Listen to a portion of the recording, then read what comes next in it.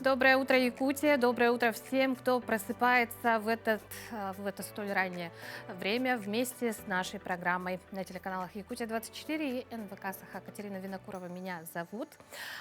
Сегодня мы с вами поговорим, точнее с нашей гостью, поговорим о портале вакансий, а также для работодателей.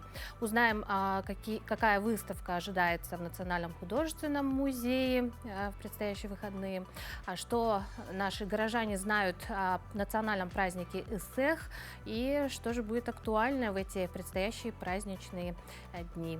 Поэтому прямиком скорее к нашим экранам присоединяйтесь к нашей команде. Ну а далее давайте знакомиться, что же ожидает нас сегодня за окном. Сегодня в центральных районах на 6 часов утра температура воздуха составила плюс 18-23 градуса. В заречной группе 18-25. В южных 20-28. В Вилюйской группе 17-27. В Нижнеленских 15-22. В западных 19-29. В Кылмыцкой группе от 7 до 21 градуса тепла. В Янских 9-17. На северо-западе от 4 до 15. Температура воздуха в городе Якутске на 6 часов утра составила 13 градусов. Атмосферное давление 743 миллиметра ртутного столба. Ветер северо-западный от 1 до 3 метров в секунду. Сегодня днем нам обещают солнечную погоду. Ветер также северо-западный от 1 до 3 метров в секунду. Ну а температура воздуха в Якутске составит 18-22 градуса тепла. Ну а теперь самое время узнать, что же произошло в республике и за ее пределами к этой минуте.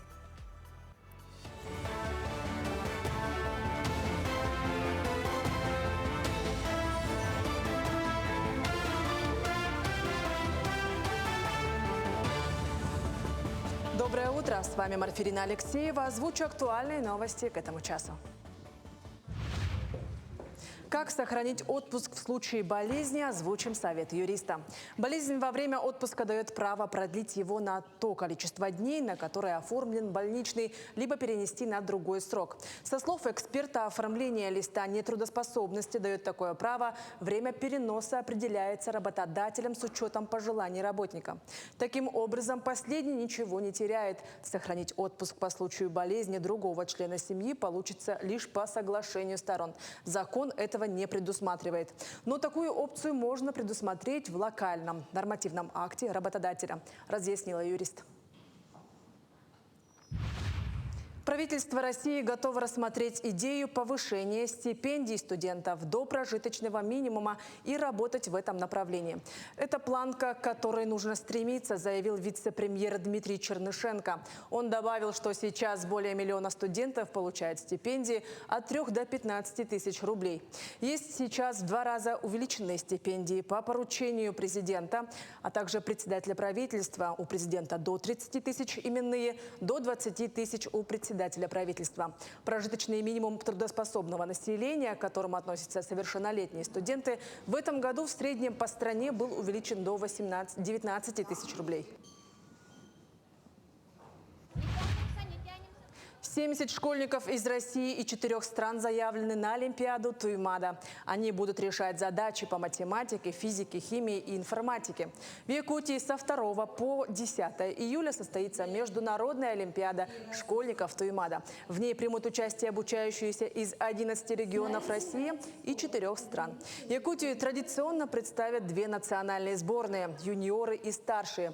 Олимпиада состоится в 32-й раз в очно-дистанционном формате на базе Малой академии наук и на платформе Moodle с использованием системы видеонаблюдения. 2 дня по 5 часов участники будут решать задачи. 20 тонн гуманитарного груза для жителей Курской области собрали в Якутске. Сбор вещей прошел в рамках акции «Юбилейный маршрут добра». Несмотря на то, что прием помощи проходил в Якутске, вещи отправили и из районов республики. В партию вошли одежда, предметы личной гигиены, бытовая техника, медикаменты, маскировочные сети, хозяйственные товары и строительные материалы. Отмечается, что этот груз по пути будет пополнен в Алданском и Нюрнбергском районах. Стартовал первый международный фестиваль музыкального исполнительства «Симфония добра».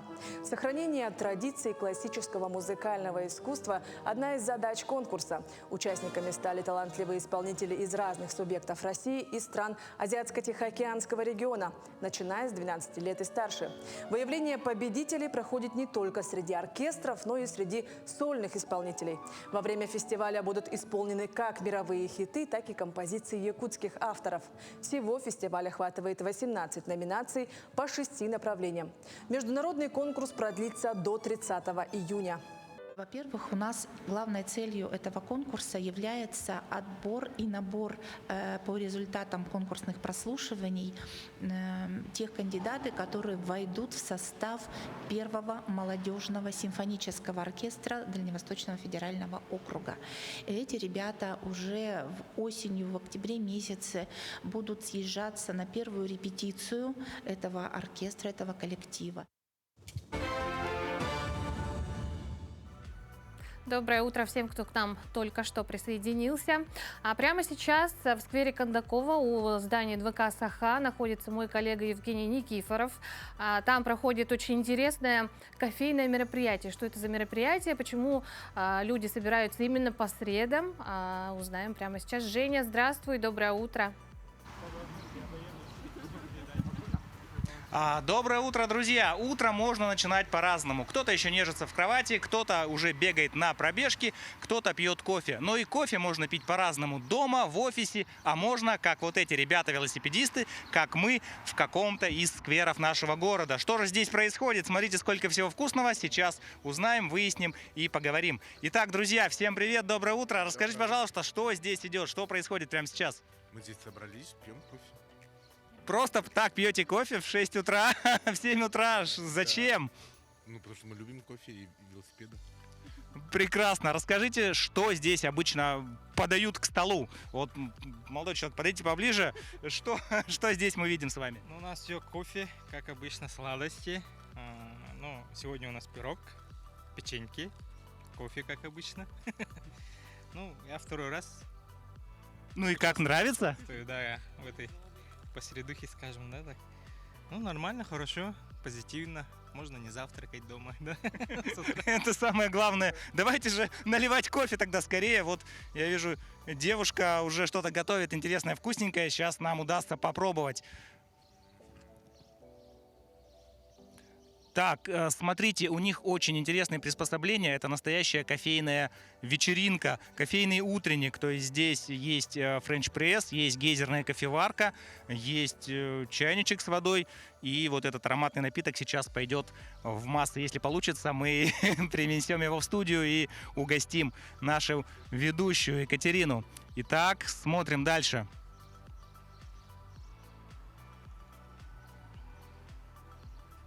Так, вот здесь вот еще люди. Давайте я спрошу у вас, как часто происходит это мероприятие, для чего оно вообще в целом и есть ли от него какая-то польза?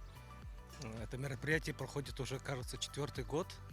Летом каждую среду обязательно в любую погоду мы собираемся где-то в сквере и дегустируем изысканные яства. Вот. Это делается для того, чтобы, ну, так как у нас лето короткое, чтобы побольше его охватить, насладиться солнечными утрами, да, и таким образом как бы удлинить наше лето. И вот люди прямо перед работой собираются, пьют кофе и потом разъезжаются на работу или по домам все-таки спать. Вот какая здесь особенность? Ну, кто куда, в основном все едут на работу, так сказать, это место завтрака у нас. И таким образом у нас есть возможность не опоздать на работу. Бодрит не только кофе, друзья, бодрит еще ранний подъем общества единомышленников. Смотрите, уже налиты кружечки, и сейчас, возможно, мне получится немножечко отхлебнуть этого горячего бодрящего напитка.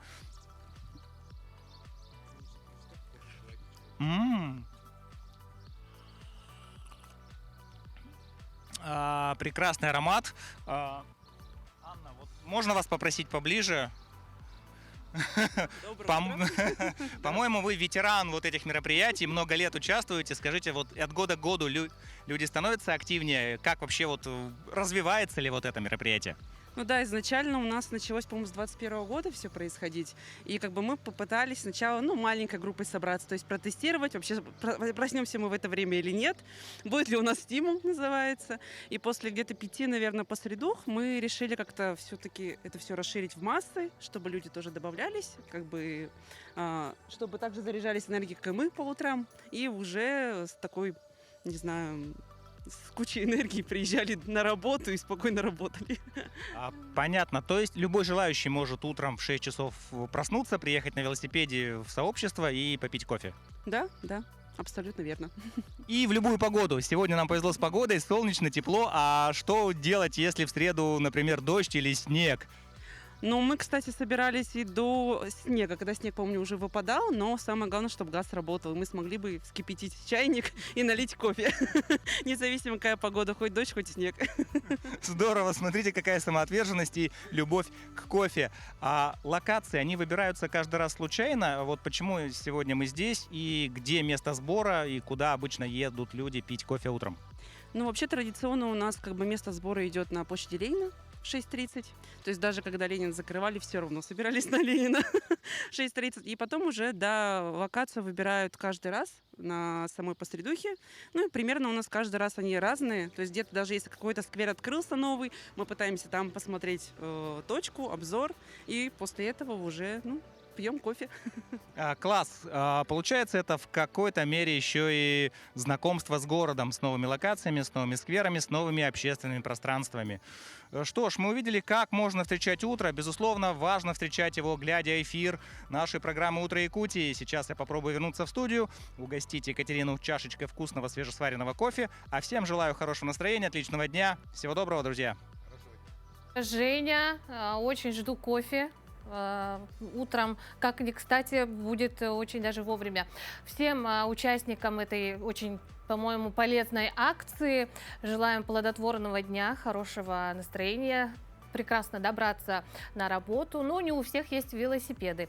Массажные мячи – это незаменимый инструмент для поддержания здоровья и физической формы. Они способны расслабить напряжение мышц, улучшить кровообращение и даже помочь в коррекции осанки. Предлагаем вам комплекс упражнений, чтобы вы могли в полной мере ощутить все преимущества.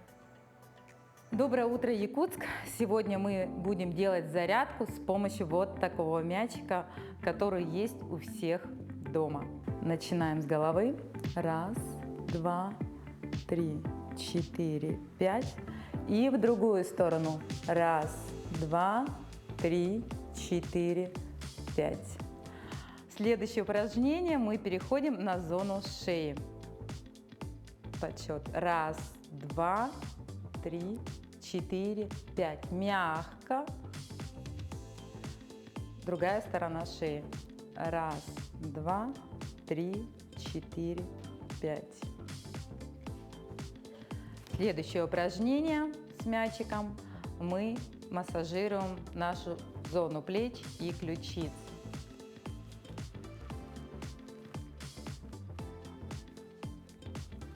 Другая рука.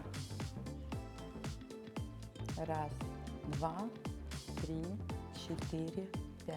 Обратите внимание, шарик у нас идет с зубчиками. Давление вы регулируете сами, как вам комфортно.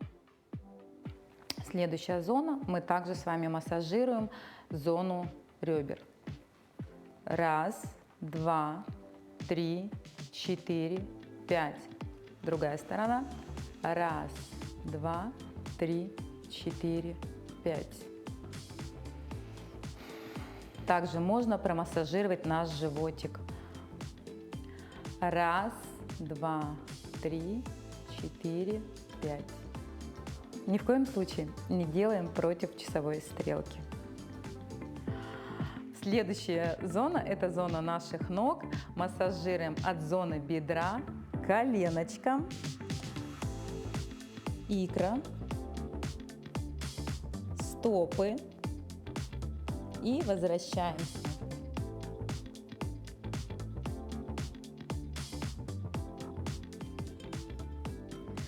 Переходим на другую ногу.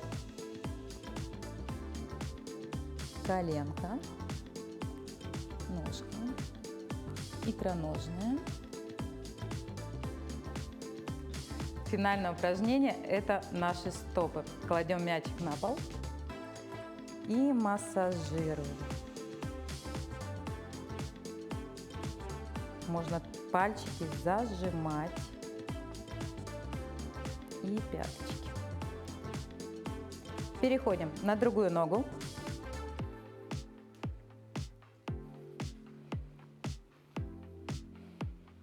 Если нет у вас такого массажного мячика, вы можете его заменить на любой другой мячик. На теннисный или который найдете в корзинке у ваших детей. Доброе утро. Мы продолжаем наш утренний эфир очередной порцией полезной и нужной информации. Портал с единой базой данных о вакансиях работодателях «Работа России» появился в России довольно давно, и с каждым годом функции и возможности его расширяются. Сегодня мы с нашей утренней гостьей поговорим подробнее о том, как работает портал, как он влияет на ситуацию с занятостью в целом в нашей республике. Рада представить вам председателя Государственного комитета Республики по занятости населения Светлану Горюшинскую. Светлана Валентиновна, доброе утро. Доброе утро. Ну, портал, да, как мы уже сказали, довольно давно и с каждым годом, да, он функционирует, да, расширяет свои возможности. Как вообще создание этого портала повлияло на занятость в нашем регионе? Да, действительно, наш портал «Работа в России» — это единая цифровая платформа, которая действует у нас на территории всей Российской Федерации уже с 2022 года. И ежегодно мы видим, что она наполняется все больше и больше новыми функциональными возможностями, которые как раз дают нужные инструменты как для наших предприятий, для работодателей, для кадровых служб, так и для, конечно же, в первую очередь для наших граждан. На портале у нас уже ежегодно активно пользуются порталом более 3000 предприятий, и порядка 15 тысяч резюме у нас постоянно находятся в банке данных. И как оно влияет, безусловно, это оперативность, это доступность, да, и мы говорим о том, что эта платформа, она дает возможность пользоваться ей безвозмездно. Работодатели, они могут как разместить свои вакансии, там же отобрать кандидатов, предложения выставить и заявки свои для того, чтобы подготовить для себя целевиков, да, на целевое обучение подать заявку. А граждане, конечно же, разместить свое резюме, подать себя, да, в том нужном ракурсе, как бы, да, все выложить свои компетенции для того, чтобы быть интересным соискателем для наших предприятий. Ну вот как-то так. Да, но вы сказали, что можно пройти и обучение, да, не просто найти работу, а каким? Да, безусловно. На портале есть возможность, и она доступна для каждого. Это возможность пройти профессиональное обучение, дополнительное профессиональное обучение. Я сначала сказала про целевое. Действительно, по заявкам работодателей можно и подать, и обучиться и по целевому направлению. Но у нас есть краткосрочные курсы, да, когда человек решил в моменте поменять профессию, и также зарегистрировавшись на портале, либо как в качестве безработного, либо как ищущего работу. Да. У нас есть государственная программа содействия занятости, в рамках которой также бесплатно можно пройти это обучение. Да. Здесь мы говорим о незанятых и безработных гражданах, а также в рамках национального проекта «Кадры» и другие категории, не только безработные, это пенсионеры, это мамочки в декрете, это наша молодежь, студенты. Они также могут найти для себя нужную профессию и, значит, обучиться и получить сертификаты, свидетельства. А вот по новым специальностям есть ли какая-то поддержка от Центра занятости? Вообще, в целом, когда человек обращается, да, у него возникает необходимость обучиться дополнительно, безусловно, он проходит в наших службах занятости и профессиональную ориентацию. Наши специалисты помогают, проводят тестирование определенное, то есть вот выбор профессии уже, да, он осуществляется осознанно гражданином, и, конечно, ему предлагают это под те вакансии, которые сейчас востребованы на рынке труда. То есть для того, чтобы человек отучился, профессию получил и в моменте сразу же мог трудоустроиться и, естественно, повысить свое благополучие. То есть можно обучиться и тут же устроиться на работу, правильно? Безусловно, безусловно. Какая хорошая возможность. Ну, скоро стартует молодежный фестиваль «Работай в Якутии», да? Что ожидается? Как давно проводится, да? Вообще очень это для нас интересная, я бы даже сказала, наверное, авантюра, потому что мы впервые в республике проводим такого рода мероприятия. Это молодежный кадровый фестиваль. Дело в том, что нам очень важно, чтобы наши молодые люди, те, которые учатся до сих пор, те, которые заканчивают школу, и молодежь же у нас пока до 35 лет, и те, которые еще, возможно, не нашли себя, они понимали, что в республике есть все условия для того, чтобы построить свою карьеру, для того, чтобы развиваться, для того, чтобы найти в жизни то самое подходящее место для работы, где каждый может чувствовать себя комфортно. Для молодых это очень важно, и для нас наша государственная политика, безусловно, строится именно на том, чтобы наши молодые люди оставались в экономике нашего региона. И именно для того, чтобы показать это, мы привлекли ведущие предприятия, это промышленные предприятия, это и отрасли здравоохранения, образования, сельское хозяйство. Мы хотим показать то, что в каждом направлении есть свои плюсы, есть те профессии, которые можно выбрать, которым можно обучиться и действительно построить свое будущее очень светлым. Вообще наш фестиваль будет проходить 16 июля. Он будет проходить на нашей современной площадке, это «Квартал труда». Будет 6 блоков. Это, вы знаете, мы очень любим проводить мероприятия, когда это вкусно именно для того, для кого мы это делаем. Поэтому мы подготовили форматы квест-трипов, «Квартал профессии». Он будет называться, все знают Кидзани, то есть нам можно будет попробовать себя, поработать, заработать даже какие-то интересные призы, да. Это будут обязательно площадки, где мы поговорим о проблемах трудоустройства молодежи и как нам можно было бы их решить. Это обязательно вакансии ведущих предприятий, как я сказала, будут работать на местах профориентологи, психологи. То есть, в принципе, каждый для себя найдет ту площадку, которая ему будет интересна именно сейчас. И закончится это все, конечно, шоу. Мы готовим Open Air, Early Rave. И я думаю, что каждый действительно поймает ту волну, которая в этом году для него очень важна. То есть все по-молодежному, все на уровне. Все по-молодежному. Светлана Валентиновна, огромное вам спасибо за участие в нашем эфире. Приходите к нам почаще. Большое спасибо. Ну и, конечно, приглашаем всю молодежь, и не только молодежь, на фестиваль. Обязательно. И мы все наши анонсы, все новости, и в том числе по этому фестивалю у нас в телеграм-канале официальном Госкомитета занятости и Центра занятости. Вот какие возможности открываются. Спасибо. Ну а далее наш эфир продолжит рубрика «Даты события». Узнаем, что же такого интересного случилось в истории 25 июля.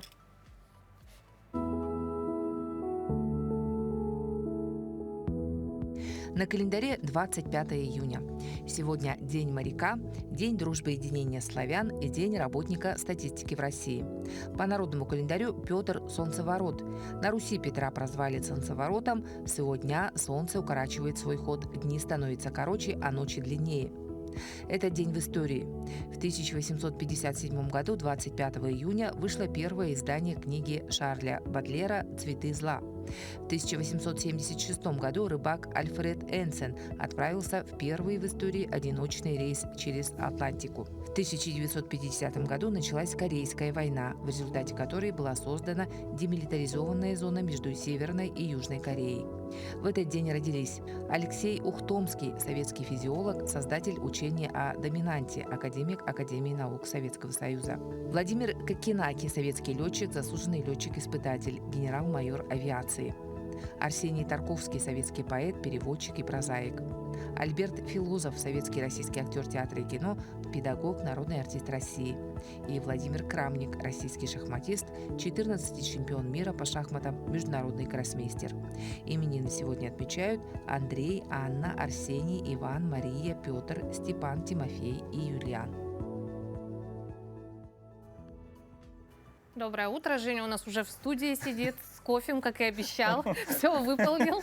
Доброе утро, уважаемые телезрители. Я только что присоединился к нашему замечательному прямому эфиру. И по традиции утренних эфиров с прямых включений я хочу вручить Екатерине еще горяченький, свежесваренный, свежемолотый Стакан в подарок, кофе.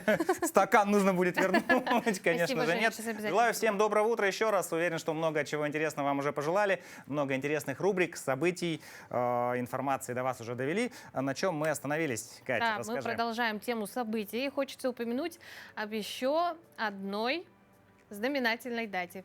Национальной библиотеке республики в этом году исполняется 100 лет. Она была основана 14 сентября 1925 года. Огромный вклад в ее развитие внесла выдающийся библиограф-краевед, заслуженный работник культуры Якутии Мария Григорьевна Самыгина. И наш следующий сюжет посвящен именно ей.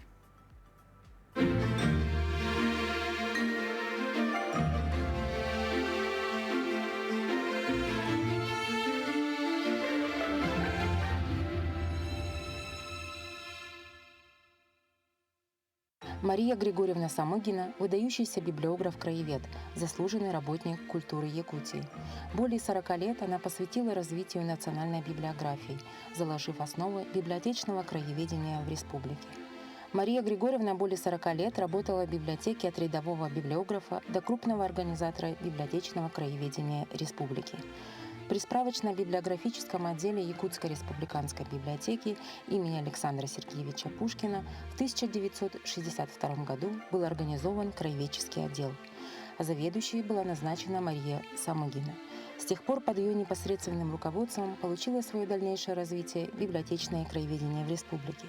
В 1968 году отдел был реорганизован в самостоятельный отдел национальной и краеведческой литературы.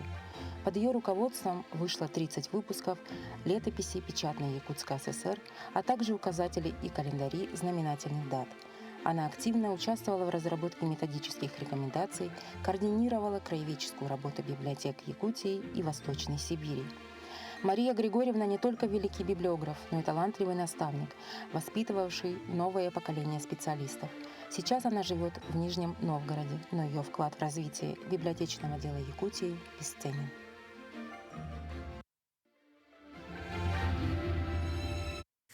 Что ж, мы желаем Марии Григорьевне долгих лет жизни, здоровья и побольше теплых, радостных моментов. А с наступлением лета появляется риск обезвоживания организма. В жару от недостатка воды организм не может выделять токсины и очищаться от шлаков. Летом к основным причинам обезвоживания добавляются перегрев на солнце или занятия спортом. В течение дня врачи рекомендуют выпивать 1,5–2 литра воды. И это действительно не миф. Как обезопасить себя, расскажет доктор.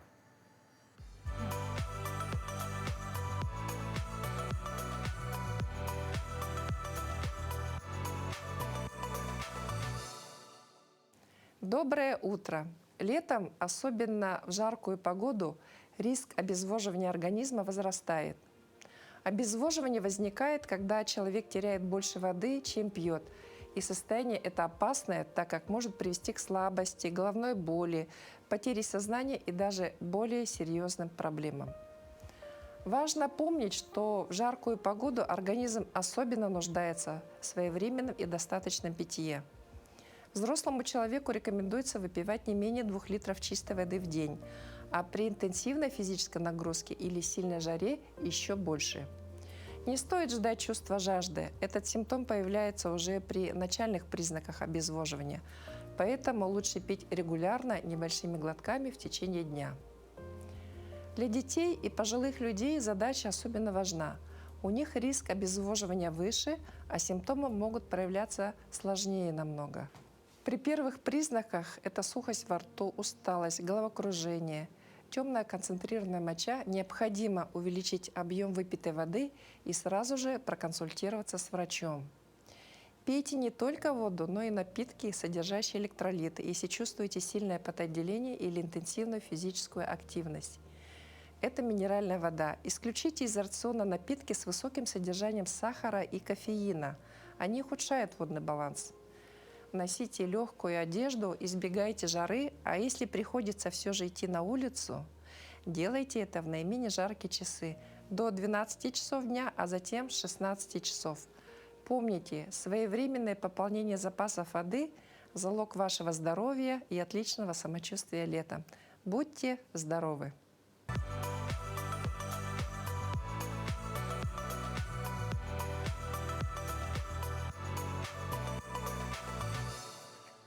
Ну а июнь в Якутии – это традиционно месяц национального якутского праздника Исэх. Его еще называют встречей Нового года и справляют почти в каждом регионе и многих населенных пунктах. Везде праздник проводится по-своему, есть свои особенности, но традиции незыблемые: поклонение божества Майи и просьбы о добром напутствии. На Исэхе в мае побывала и наша съемочная группа.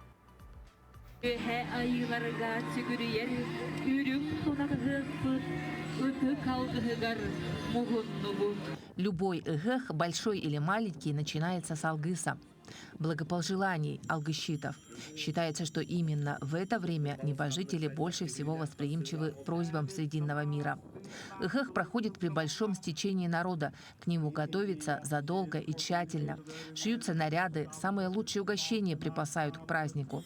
Эгэх от слова «ыс» – «окроплять». Кумысом окропляют духов земли, огня, угощают всех собравшихся.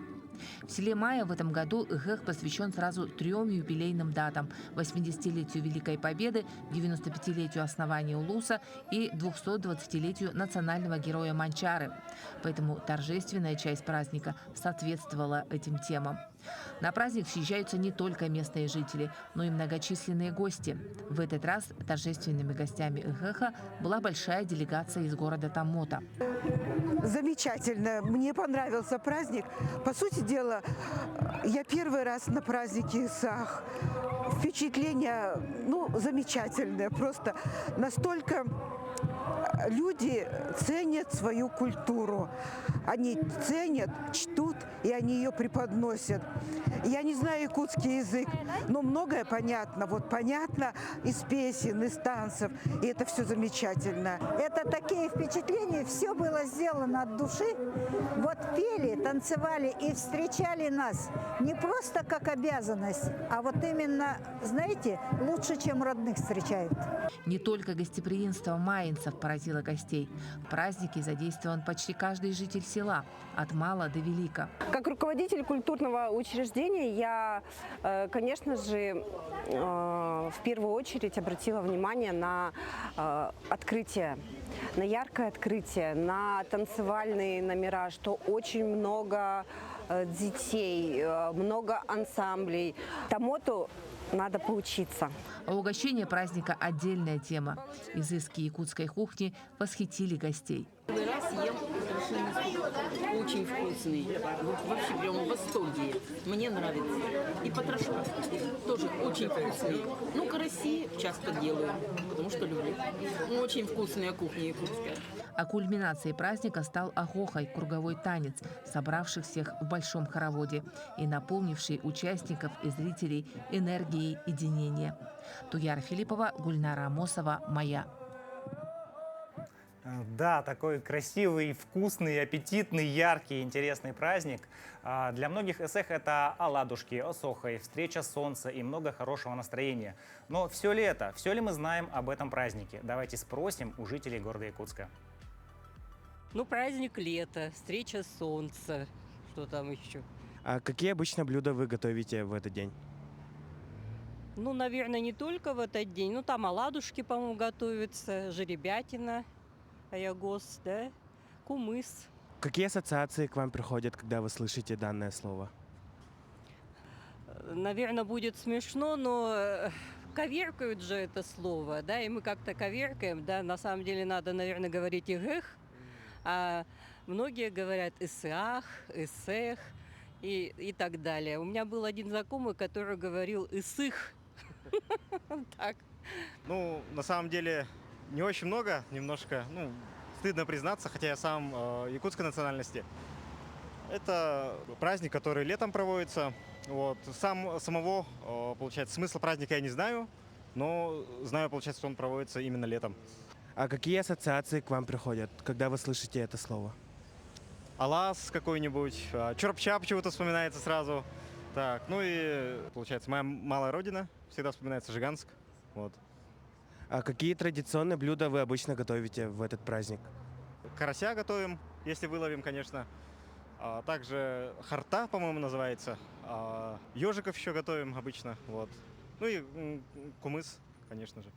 Ну, это национальный праздник якутов. А какие обычно традиционные блюда вы готовите в данный праздник? Ну, оладьи, обязательно быпах должен быть, кёчах. Ну, так как-то. Какие ассоциации вам приходят, когда вы слышите слово «эгэх»?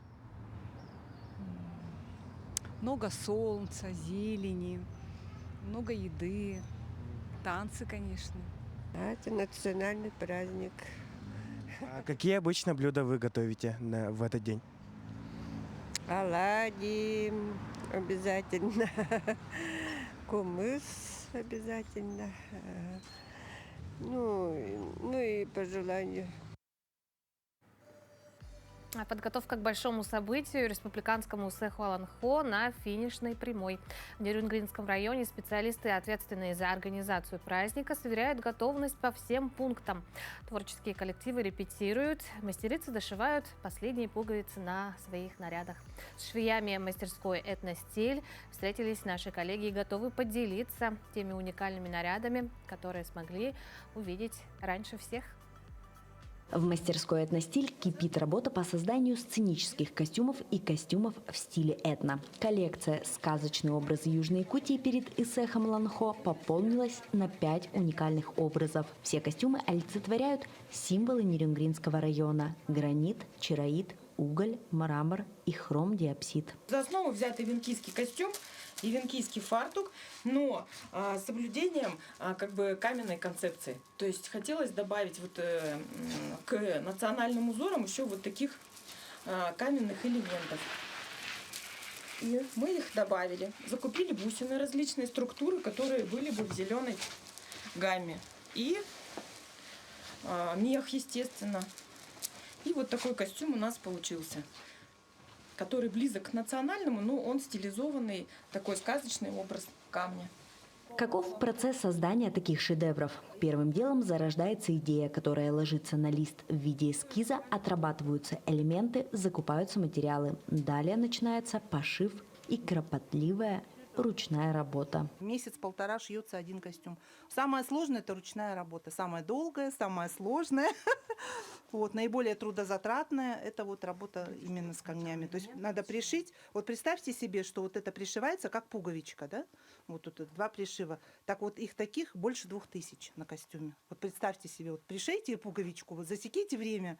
И нужно же еще разработать дизайн, нужно не в определенном, а пришить, точнее, только в определенном месте, чтобы это было красиво, чтобы смотрибельно, по цветовой гамме, чтобы подходило. Всего в коллекции сказочных образов Южной Якутии уже около 20 костюмов, и все они будут участвовать в Исехе Аланхо. Конечно же, хочется вдохновиться этой атмосферой, этой природой, этой культурой нашего народа любимого, и чтобы с новыми впечатлениями создать новые красивые образы. И у нас есть несколько мечт, с которыми хотим с вами поделиться. Это снятие фильмов сказок для детей с нашими костюмами. И у меня еще есть одна мечта, чтобы Нерюнгри стал центром фестиваля детских фильмов сказок на территории России. С такими нарядами на Исехе Аланхо можно будет еще глубже познакомиться с богатством многонационального Нерюнгринского района. Кроме этого, мастерская «Этностиль» выйдет на торговую площадку праздника со своей уникальной продукцией. Екатерина Павлова, Захар Головин, Нерюнгри. Мне кажется, это замечательная традиция — готовить такие шикарные яркие костюмы к празднику, показывать их всем желающим. Очень это здорово и красиво. Тем не менее, в каждой семье наверняка есть свои особенные традиции. Это любимые праздники, теплые ритуалы или просто моменты, которые сближают поколения. Управление ЗАГС Республики объявило конкурс видеороликов «Семейные традиции. Связь поколений». Конкурс приурочен к Всероссийскому дню любви, семьи, верности, который отмечается 8 июля. Принять участие в конкурсе можно, сняв небольшое видео о том, что делает вашу семью уникальной. Будь то бабушкины рецепты, совместные путешествия, праздничные обычаи или просто добрые ежедневные традиции. Главное – искренность и душевность. Узнать подробности или оставить заявку на участие можно по QR-коду, который вы видите сейчас на своих экранах.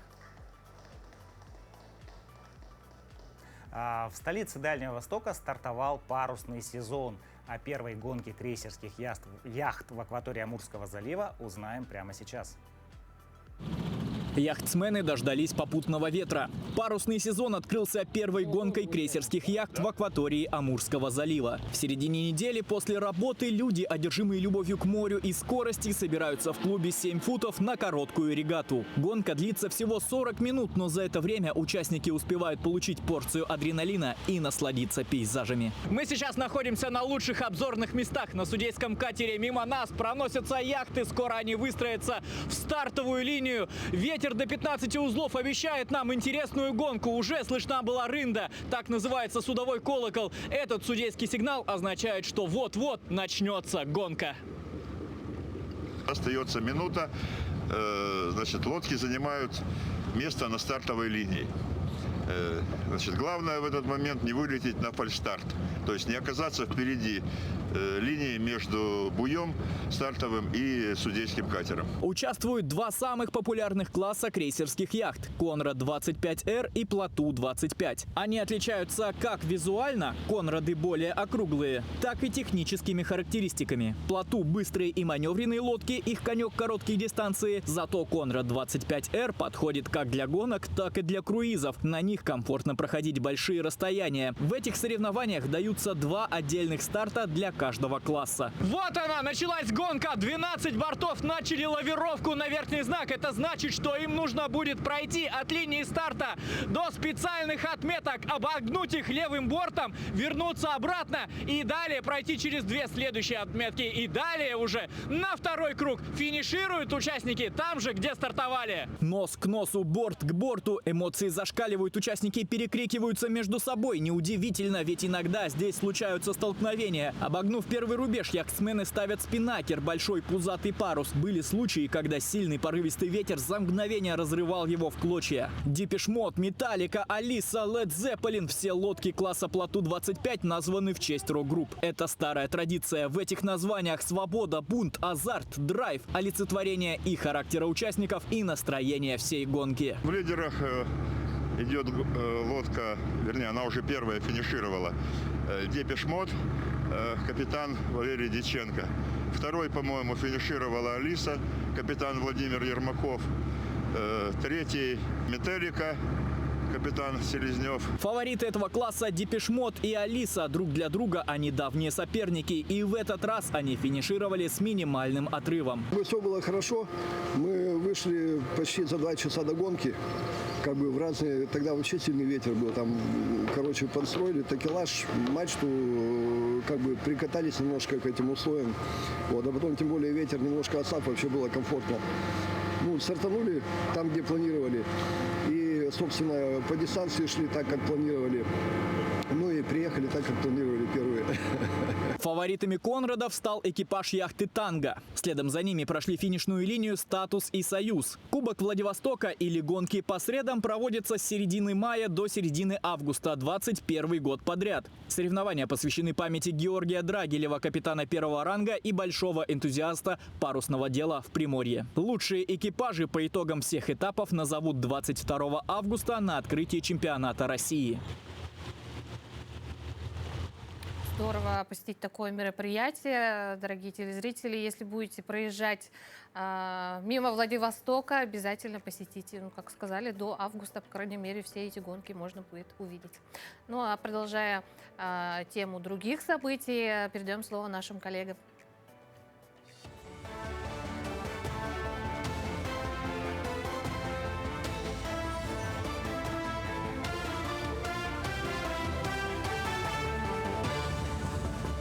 А мы продолжаем говорить о самых заметных событиях этого утра. 4 из 10 якутян назвали IT самой перспективной сферой для карьерного роста. На втором месте строительство, а на третьем медицина. Согласно исследованию, 42% якутян считают, что наибольшие карьерные возможности сегодня открыты в сфере информационных технологий. На втором месте оказалось строительство, набрав 14% голосов респондентов. На третьем медицина – это 12%. Также в топ-7 вошли нефтегазовая отрасль, торговля и производство, финансовые финансы и сфера услуг. Среди других перспективных направлений респонденты назвали электронную коммерцию, робототехнику, психологию, сервисы доставки, аналитику, блогинг, авиацию и шоу-бизнес. С текущего года отделение Соцфонда России по Якутии возмещает затраты на оборудование рабочих мест для людей с инвалидностью первой и второй группы, а также ветеранов боевых действий. Работодатели имеют право на компенсацию за приобретение оборудования, мебели, технических средств, а также за их установку. Рабочее место создается с учетом индивидуальных потребностей человека. Также учитывается программа реабилитации каждого сотрудника. Для получения субсидии, не превышающей 200 тысяч рублей на одно рабочее место, трудовой договор должен быть заключен на срок не менее 9 месяцев вместе с закреплением за ним рабочего места минимум на этот же срок. Работодатель в течение 3 месяцев после подписания трудового договора обязан направить в службу занятости населения заявление и все документы, подтверждающие затраты на организацию и оборудование рабочего места. Программа по компенсации на создание оборудования рабочих мест для людей с инвалидностью является составной частью национального проекта «Кадры». Она создана с целью повышения заинтересованности работодателей в трудоустройстве лиц с ограниченными возможностями здоровья.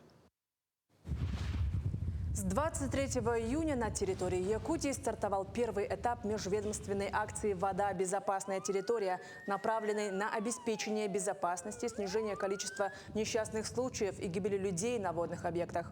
В рамках акции проходят рейдовые мероприятия и патрулирование водных объектов на территории всей республики с участием инспекторов ГИМС, представителей органов местного самоуправления и исполнительной власти, а также правоохранительных органов, сотрудников поисково-спасательных формирований, пожарно-спасательных гарнизонов, представителей общественности, средств массовой информации и волонтеров. В этом году в Якутске ремонтируют 11 улиц общей протяженностью около 16 километров. Часть из них уже заасфальтирована, сообщил глава города Евгений Григорьев. Особое внимание уделяется улице 50 лет Советской армии, одна из главных магистралей города, которая станет 4-полосной с разделительным ограждением посередине. План по индикаторным объектам в рамках национального проекта «Инфраструктура для жизни» выполнен на 40%. По словам Евгения Григорьева, по сравнению с прошлыми годами объем работ небольшой. Магнитные бури прогнозируют с сегодняшнего дня, 25 и 26 июня. Очередная корональная дыра готова раскачать магнитосферу Земли. Возможно, непродолжительные магнитные бури, преимущественно слабого уровня класса G1. Но, как отмечают ученые, не исключение и события более среднего уровня класса G2. Такими были новости этого утра. До новых встреч в эфире. Доброе утро. Мы продолжаем. В Национальном художественном музее нашей республики свою работу начнет межрегиональная выставка и собрание Хакасского национального краеведческого музея имени Кызласова. Эпос, ставший жизнью. Такое вот название. Памяти Владимира Тодыкова и Ричарда Субракова, посвященная хакасскому героическому эпосу Алыптых, Немаха и его художественному воплощению. Думаю, все правильно произнесла. Да, однозначно. Угу. Узнаем, правильно ли произношение у нашей гости. Это Алла Зайцева, куратор выставки, начальник экспозиционно-выставочного отдела Хакасского национального краеведческого музея города Абакан. Алла, доброе утро. Доброе утро. Здравствуйте. Спасибо, что пришли к нам на эфир. И сразу же вопрос про, собственно, экспозицию. Расскажите, в чем уникальность и концепция данного выставочного проекта? Уникальность проекта, во-первых, заключается в том, что жители и гости республики Саха-Якутия впервые увидят наши замечательные работы. Это работы выдающихся наших художников Владимира Тодыкова, Ричарда Субракова.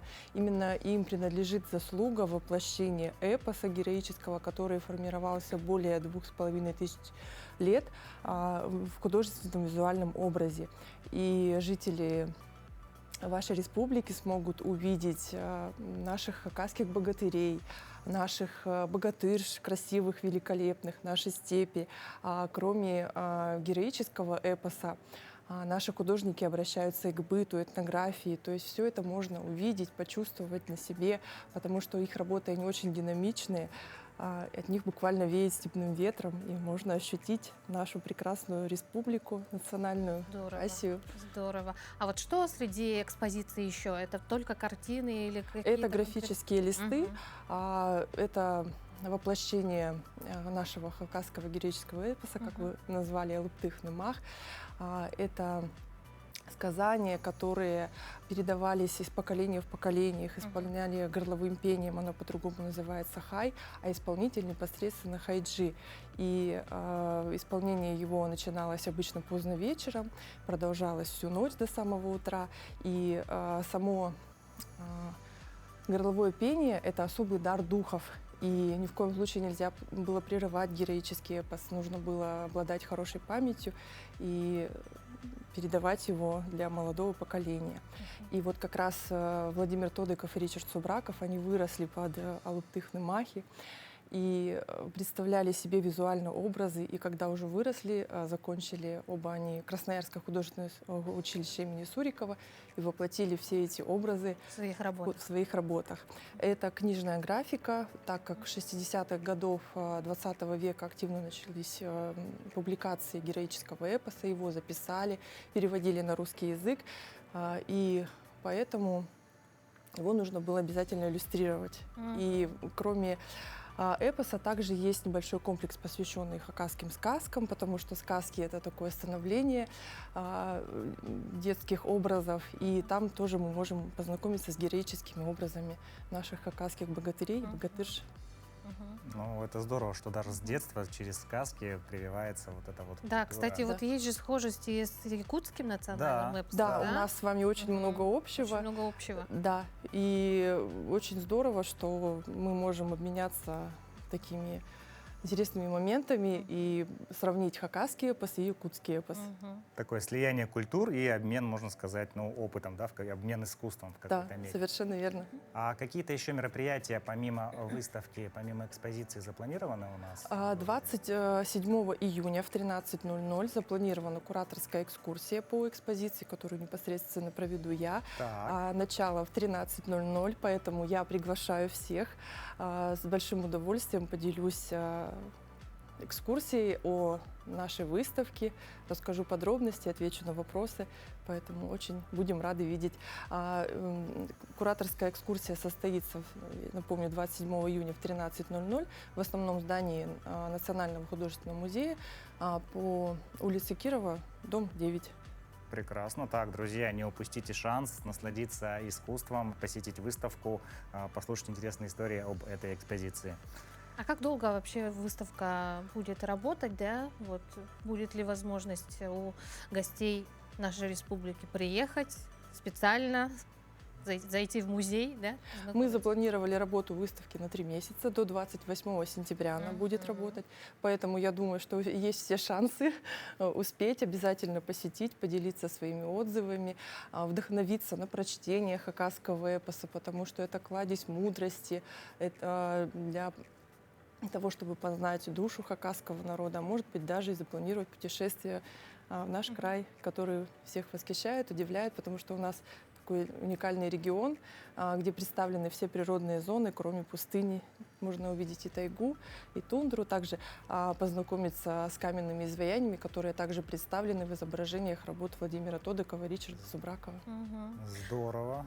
У нас в «Утро Якутии» есть рубрика «Музейный гид», который выходит по пятницам. Я думаю, что люди, которые абсолютно далеко, да, находятся и никак вот не смогут приехать, я думаю, будут обязательно знакомиться с некоторыми работами хакасской выставки в нашей рубрике. Алла, а вы, как человек культуры, искусства, наверняка посмотрели полностью уже наш музей? Полностью не поняла. Наш музей. Нет, программа еще запланирована. Я вчера только прилетела. Только прилетели? Да. Все впереди еще у вас, Да, получается. все впереди. Коллеги подготовили очень такую плотную, насыщенную программу, и поэтому с удовольствием познакомлюсь с вашими экспозициями, музеями. И думаю, что мы еще посотрудничаем и запланируем обменные выставочные проекты, потому что это очень замечательно, когда республики дружат между собой, когда привозят друг другу проекты интересные, и это позволяет узнать культуру других народов, показать ее для наших гостей, жителей. Все будет очень здорово. Ну, вообще, Хакасский музей впервые, вот, скажем так, гастролирует в Да, Якутии. впервые. А Якутия, в свою Якутия, да, впервые мы встречаемся экспонируем свои произведения на территории республики. Так далеко на восток мы еще не заезжали. Бесценный опыт, так Да, сказать. бесценный опыт. Вообще этот проект, он у нас уже много где побывал, но вот конкретно в Якутии впервые, чему мы очень рады, гордимся и думаем, что получим большой отклик от ваших гостей и жителей. И будем надеяться, что наше сотрудничество продолжится.